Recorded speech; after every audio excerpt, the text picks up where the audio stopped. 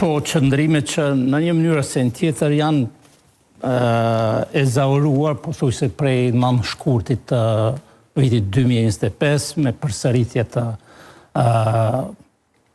vogla, por që flasin se skena jonë politike vuan nga mungese theksuar e maturimit politik dhe kuptimit të mirëfillt të demokracisë, që bazohet në kompromis paku prej shekullit 15 kur ka hyrë kjo fjalë në përdorimin e përditshëm fillimisht në jurisprudencë, pastaj edhe në politikë në Itali.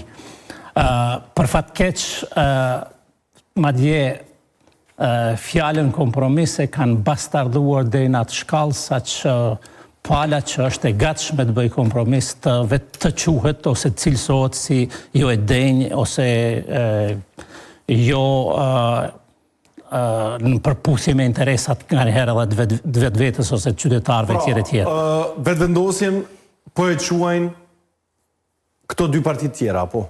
Jo, du të them... Për me folë në terma konkret se ka njëherë, do më thonë unë në studio po duna 3 herë me mendu, Lemor Shikuzi që të ka ma largë fizikisht.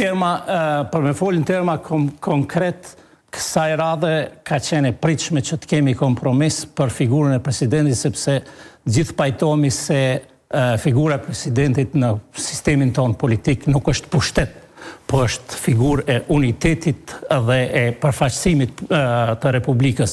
Dhe në këtë kuadër mundësia e kompromisit ka qenë e lehtë, por as LDK-ja, as PDK-ja nuk u treguan gatshme të bëjnë kompromis. Pisat, befastike kjo, e ki prit pak ma vonë. Një mësu. Këtë ju bogati ty ka dalë. Po, do mja njësë me arë në emision kanonën 20. Pa pëse si e tani? Mu prava parë. Ti u prani? Qështu më do me pihu e prani? Qështu më dhe pihu e prani?